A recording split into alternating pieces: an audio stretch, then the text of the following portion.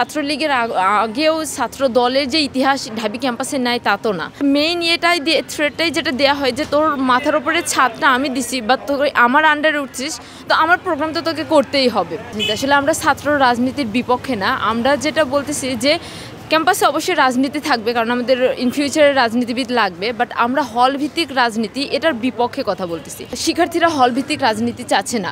গুটি কয়েক বা শুধুমাত্র কমিটিতে যারা বা এরকম সামনে বা কমিটিতে আসার ইচ্ছা আছে এরকম হাতে গোনা দুই একটা শিক্ষার্থী ছাড়া ম্যাক্সিমাম স্টুডেন্টই হল ভিত্তিক এই যে কমিটি প্রদান এটার বিপক্ষে। ছাত্রলীগের আগেও ছাত্র দলের যে ইতিহাস ঢাবি ক্যাম্পাসে নাই তা তো না। সেই সময় আছে ছাত্রলীগের একটা লম্বা সময়ে হলভিত্তিক রাজনীতির যেই খারাপ ইফেক্টটা এটাও তো স্টুডেন্টরা দেখছে। তো সব কিছু মিলে আসলে এটার পজিটিভ থেকে নেগেটিভ সাইডটাই আমাদের সামনে বেশি আসছে। এখন অনেকে বলতে পারে যে দেখেন আমি তো এখনও এই কাজ করি নাই, আমি তো এখনও গেস্ট রুম গণরুম কালচার চালু করি নাই, বাট তারপরেও আপনি আমাকে বলতেছেন যে আমি এটা মানে বিষয়টা অনেকটা হয়ে যায় যে আমি যে অন্যায়টা করি নাই আপনি সেই অন্যায়ের শাস্তি আমাকে দিচ্ছেন। বাট বাংলাদেশের ইতিহাস বা ঢাবির ইতিহাসে আপনি যদি দেখেন যে তার ছাত্র দলও একটা নিজস্ব সময় পার করে আসছে এবং লীগ একটা বেশ লম্বা সময় ধরে ক্যাম্পাসে ছিল। তো এই সময়টা তো আমরা দেখছি যে এই কালচারটা আসলে বারবার ফিরে আসে। যখনই সুযোগ তৈরি করে দেওয়া হয় তখনই এই যে সুযোগ পেয়ে গণরুম গেস্ট রুম কালচারটা চলে আসে, এবং আমরা কোনোভাবেই চাচ্ছি না যে গণরুম গেস্ট রুম কালচারটা ফিরে আসুক। আসলে আমরা ছাত্র রাজনীতির বিপক্ষে না, আমরা যেটা বলতেছি যে ক্যাম্পাসে অবশ্যই রাজনীতি থাকবে, কারণ আমাদের ইন ফিউচারে রাজনীতিবিদ লাগবে, বাট আমরা হল ভিত্তিক রাজনীতি এটার বিপক্ষে কথা বলতেছি। কারণ আমরা তো আসলে এই যে লীগের সময়টা দেখে আসছি, অ্যান্ড স্টুডেন্টদের যে ট্রমাটাইজ অবস্থায় সেটা তো তারা ভোলেনি। হল ভিত্তিক যখনই কমিটি ঘোষণা করা হয় তখন তারা একটা অথরিটি পেয়ে যায় এবং দেখা যায় এই পরিচয় বহন করে তারা প্রভোস্ট ম্যামের সাথে বা অন্যান্য টিচারের সাথে সৌজন্য সাক্ষাৎ করে। এরপরে তারা বলবে কি ম্যাম আমাদের তো একটা স্পেস লাগে, আপনারা একটু ইয়ে করে দেন, যেটা ওই যে গণরুম কালচার যেটা আর কি।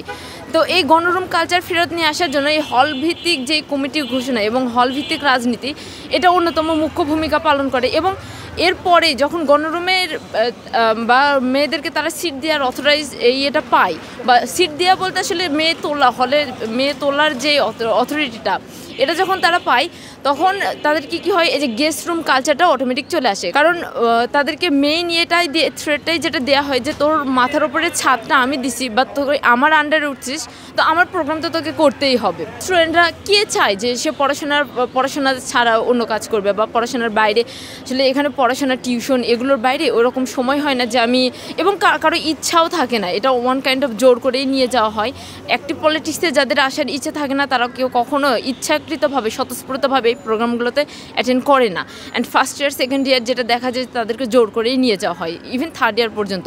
ফোর্থ ইয়ারের দিকে দেখা যায় যে যাদের ইচ্ছা থাকে তারাও অনেক সময় সদিচ্ছায় যায়, আর ম্যাক্সিমাম সময় জোর করাই হয়। এবং প্রোগ্রামে না গেলে যেটা হয় যে রাতের বেলা তাকে আবার গেস্ট রুম কালচার এবং থ্রেট দেওয়া হয় বা ভয় দেখানো হয় যে হল থেকে বের করে দেওয়া হবে, এগুলো তো আছেই।